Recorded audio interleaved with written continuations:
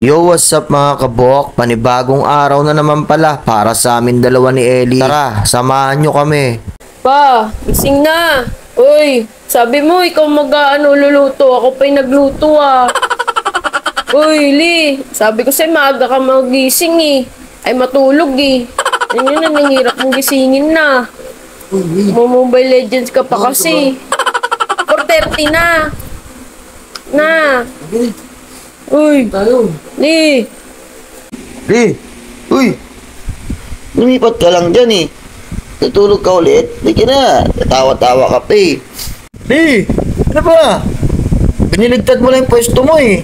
Like father, like son ka talaga eh. Dali, gising na. Ano ba yan? Nakaupo ka na nga, natutulog ka pa talaga. Ang gulo-gulo mo naman eh. Hindi ka na. Tayo na na. Hala, biga pa talaga.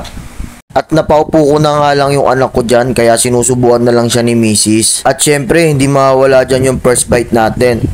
Ang sarap, quality. Fast forward na nga tayo at nagmamadali na nga kami ng anak ko. Kaya neto, nagbihis na nga kami ng mabilisan mga kabo. 4:30 na kasi nang nagising kami ni Ellie. Kumain pa kasi kami at syempre, pinaliguan ko pa siya. Kaya hindi na kami nakapag-video from the start. Fast forward na nga tayo at nandito na nga kami sa eskwelahan. Nagmamadali na nga kami ni Ellie dahil late na nga kami. Kaya diniretso ko na nga siyang ihatid sa gate. At mabuti nga ay may kasabay siyang isang bata at inihatid nga sila ni Ate Lady Guard papunta sa kanilang room. Fast forward na nga tayo at papunta na naman ako sa talipapa. Pagdating ko nga dito ay namili na ako agad ng kangkong. Tapos nagpakuha na nga rin ako kay ate ng maliit na labanos lang. Kaso ang ibinigay niya, payat na mahaba.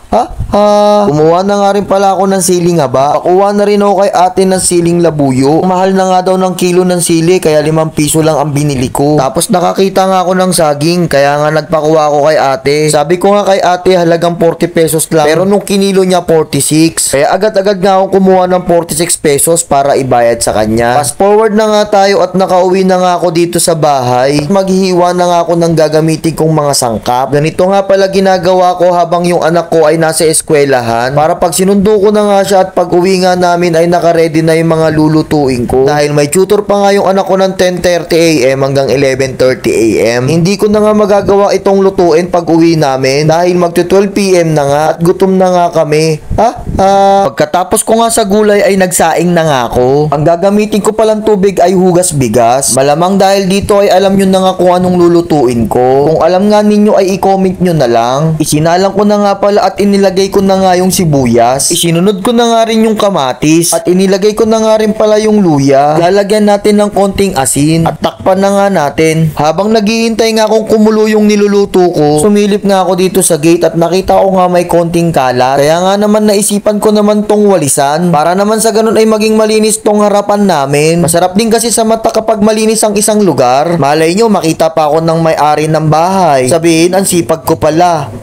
Fast forward na nga tayo at kumukulo na nga tong niluluto ko. Kaya nga ilalagay ko na yung isda na bangus natin. Ganito nga pala ako magluto ng sinigang na isda. Inuuna ko nga palang pakuluan muna yung tubig. Kasi pag sinabay ko nga yung isda natin, baka kasi madurog. Ganito rin ba kayo magluto ng sinigang na isda? Kung parehas nga tayo ay comment nyo naman mga kabok. Inilagay ko na nga rin pala dyan yung labanos. Ang gagamitin ko palang pang-asim natin ay fish cubes. Para hindi siya ganun kaasim. Tapos nilagyan ko na rin ng konting paminta. Takpan na nga natin at intayin na nga natin kumulo. Fast forward na nga tayo at nung kumulo na nga ay nilagay ko na nga dyan yung talong. Inilagay ko na nga rin dyan yung tangkay ng kangkong. Pinakulo ko na nga yan at inilagay na nga yung dahon ng kangkong. Isinabay ko na nga rin yung siling haba at itinakpan ko na nga ito. Ito na palang finished product ng niluto ko. Fast forward na nga tayo. Pagkatapos ko nga magluto ay susunduin ko na nga si Ellie. Oo, naglalakad nga lang ako dahil pag sumakay nga ako ng tricycle ay medyo mahal nga. Kaya tinatsaga ko na nga lang maglakad. Medyo malapit lang rin naman ang eskwelahan ng aking anak. Nakita nyo nga at narito na nga ako. Waiting na lang ako kay Ellie. At ito na nga nagpapalabas na nga si teacher ng kanyang estudyante. Kaya nga hinintay ko na nga lang si Ellie tawagin.